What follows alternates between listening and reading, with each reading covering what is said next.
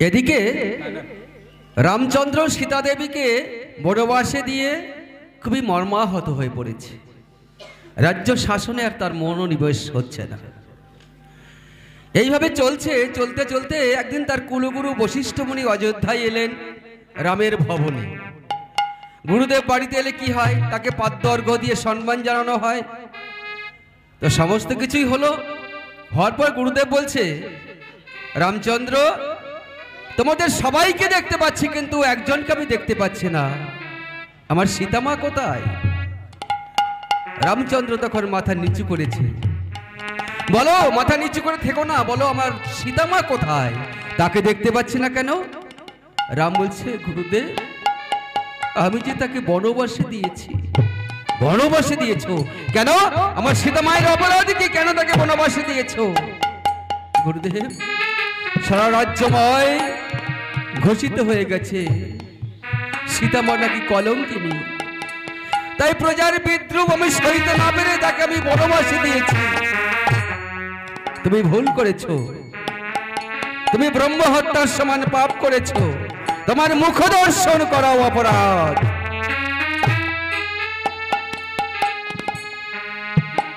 তাই গুরুদেব আজকে রামচন্দ্রের সামনে বলছে, লক্ষ্মী ছাড়া রাম তোমায় হেরব না, লক্ষ্মী ছাড়া রাম তোমায় হেরব না, লক্ষ্মী ছাড়া রাম তোমায় হেরব না, লক্ষ্মী ছাড়া রাম তোমায় হেরব না। তুমি মা জানো কি রে দিয়েছো বনে, লক্ষ্মী ছাড়া রাম তোমায় হেরব না, জানি কে দিয়েছো বনে, লক্ষ্মী ছাড়া রাম তোমায় হেরব না, লক্ষ্মী ছাড়া রাম তোমায় হেরব না, লক্ষ্মী ছাড়া রাম তোমায় হেরব না।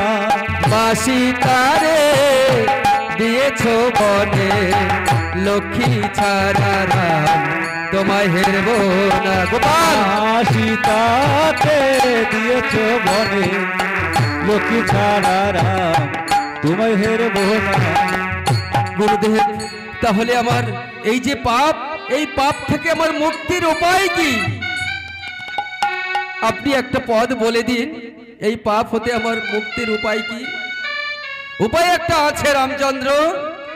অশ্বমেধ যজ্ঞ করো রাম, কমল লোচন, রসমেতে যোগ করো রাম, কমল লোচন, অশ্বমেধ যজ্ঞ করো রাম, কমল লোচন, অশ্বমেধ যোগ করো রাম, কমল লোচন।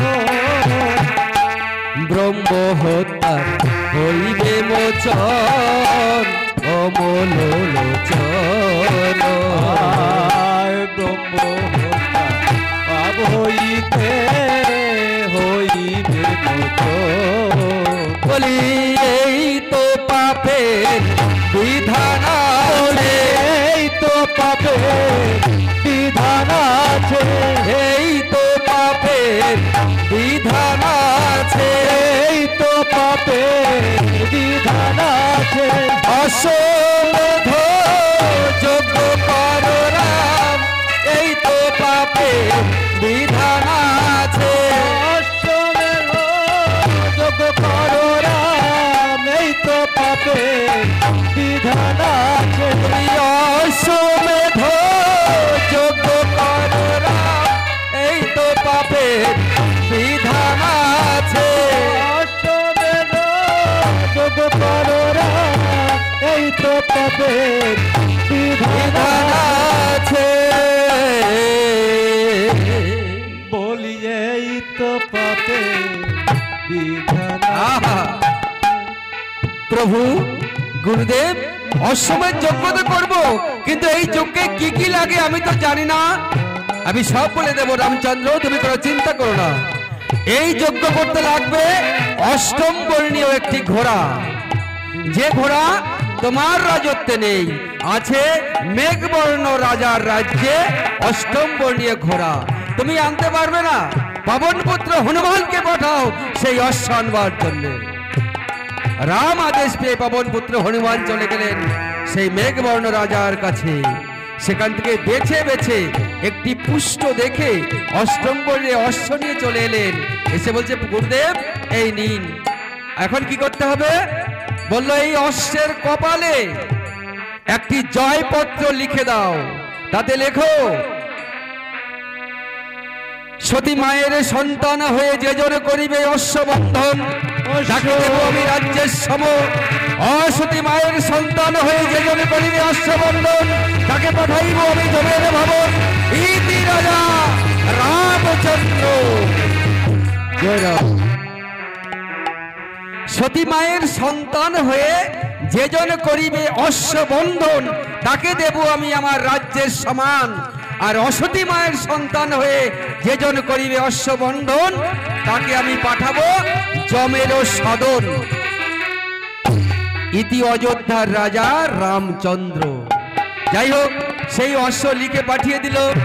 উত্তর দেশ জয় করলেন, পশ্চিম দেশ জয় করলেন, পূর্ব দেশ জয় করলেন। এইবার দক্ষিণ দেশে প্রবেশ করেছেন, যেখানে আমার বাল্মীকি মুনির তপবন। সেইখানে প্রবেশ করেছে। সঙ্গে কে আছে? 3 লক্ষ সৈন্য এবং ভরত গিয়েছে। যখনই গেছে সেই অশ্ব গাছ গাছালি বৃক্ষ যা ছিল সব ভেঙে তছনছ করেছে অশ্ব। লব কুশি দুটি ভাই দেখে ওই রকম অশ্ব একটি দেখে, তার আবার ললাটে একটি পত্র লেখা, একটা সাইনবোর্ড লাগানো রয়েছে। তো কুশি তো ছোট, লবকে বলছে, এই দাদা দাদা দেখতো ওই অশ্বের ললাটে কি লেখা রয়েছে। লব পড়ে পড়ে বলছে, ওই যা যা লেখা রয়েছে তাই তাই বললো।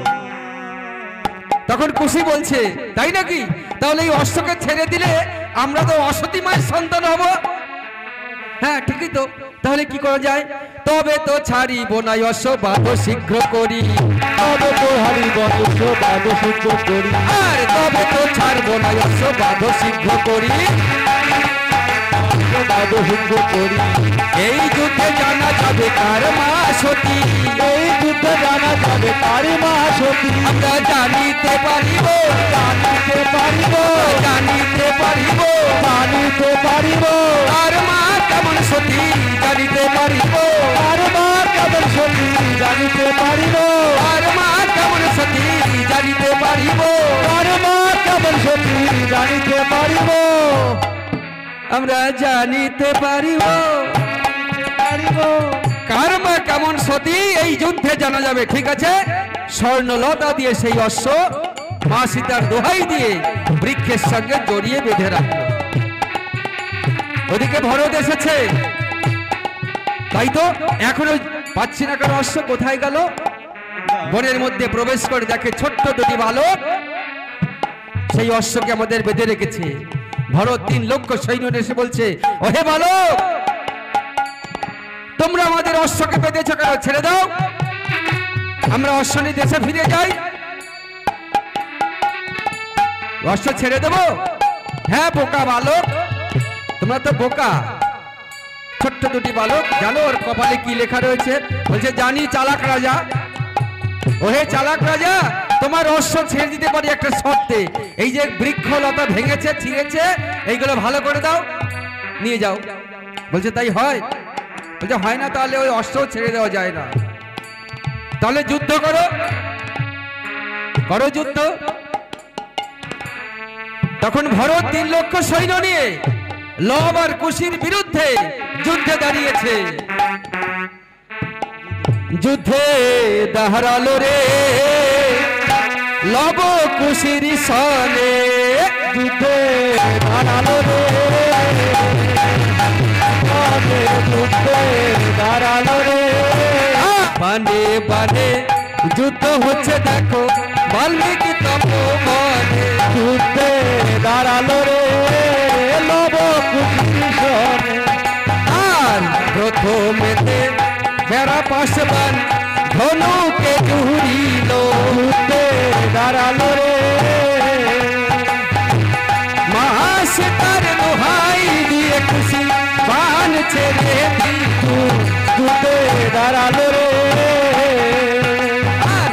সেই না বেলায় লক্ষ সৈন্য দেখো পড়িল ভূতলে, যুদ্ধে দাঁড়ালো রে,